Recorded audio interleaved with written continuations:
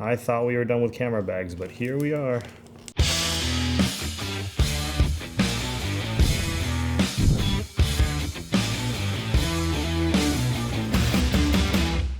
What's up everybody, Hoang fam here, and today we are looking at the new Nomatic Peter McKinnon 25-liter camera bag as opposed to the original 35-liter camera bag. We'll compare the differences and see if this is really the new ultimate camera bag. Okay, so before we dive into the 25-liter bag, let's put this aside for just 1 second.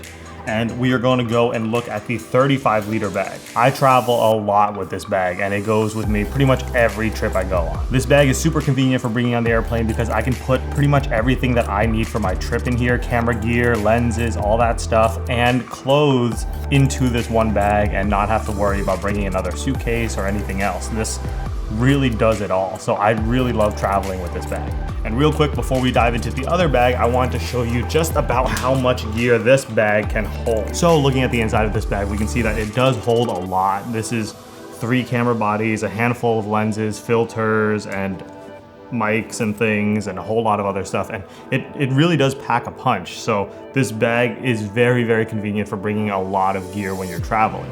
But there are times where I don't need to bring this much gear, especially if I'm doing day trips or something smaller, and so not, a whole weekend trip or, something longer, then I don't need this much gear, and that's where the new 25-liter bag comes in. So let's bring the 25-liter bag, and first we'll compare the sizes of these two bags. So the first thing you notice is that the height difference. The 25-liter bag is a bit smaller. So one of the complaints that came out of the 35-liter bag, especially for smaller folks, is that it just looked very bulky.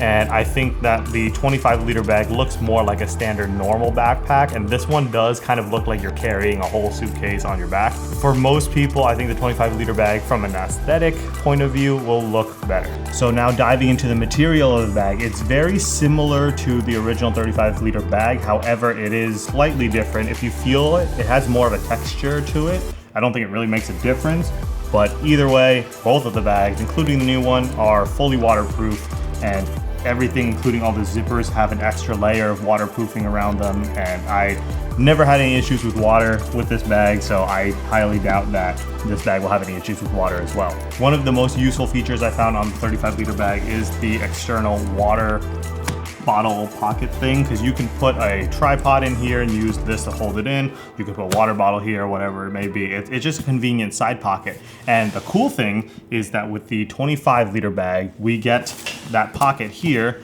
It's very roomy, and you can, put your tripods, your water bottles, but we also get a second one on this side.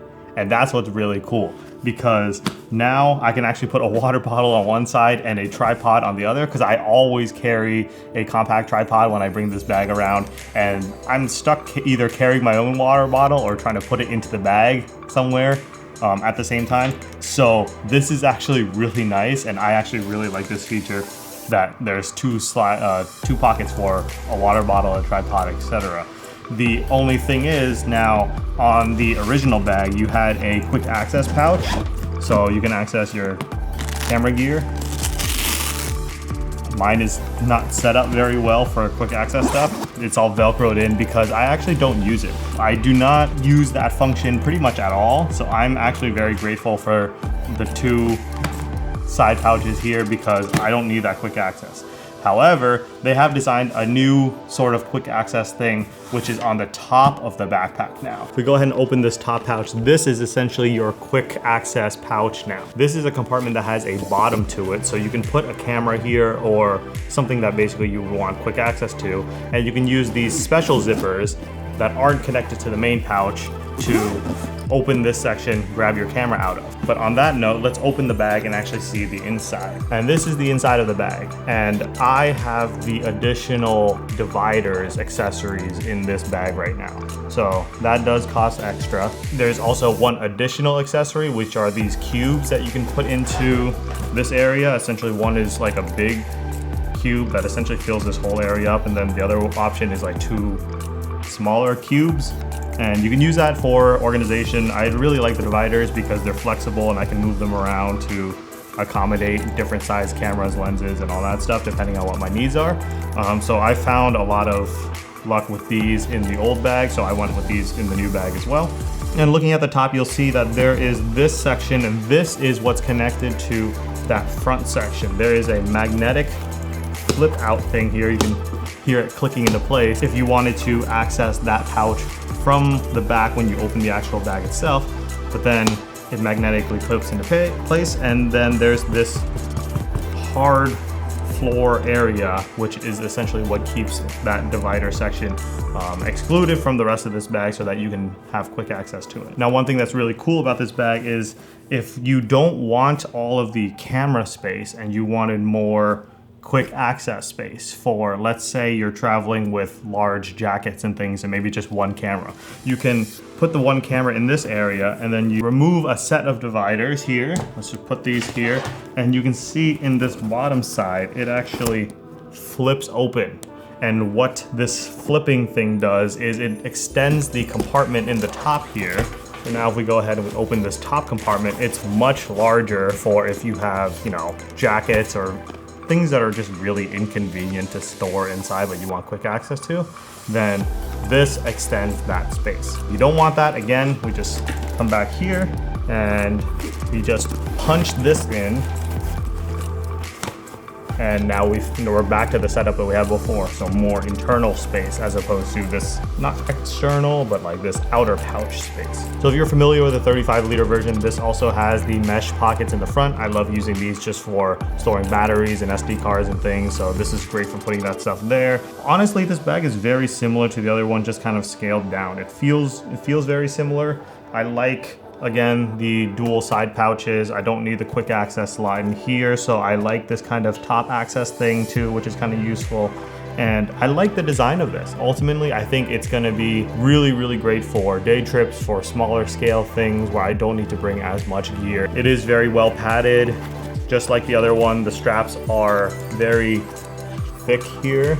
It'll be easy on the shoulders. There is another connector here for you to connect it across your chest to alleviate some of the pressure as well. And it doesn't have the massive waist strap that the 35-liter version had because this bag is smaller and I don't think you'll probably need it. It also does come with the, I don't know if you can see it from there. Let me try to pull these apart. But there's a flap here, and this is for if you're putting it on luggage, for example, that has the pull-out handle that you hold.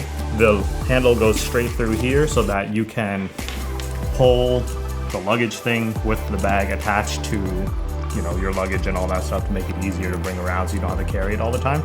So I've actually used that feature a lot on a handful of my bags that come with that, including the 35-liter version, I mean.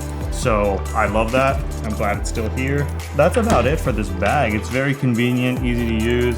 It just seems like a nice scaled down version of the 35-liter bag. All right, so now the biggest question is going to be, what's 25 liters versus 35 liters? Like, how much does this hold compared to the other bag? So let's start transferring gear from the other bag, which is pretty full, and we're only going to talk about gear. So the other bag has the front section where you can put a gimbal or some other accessories and things in that front area, or clothes.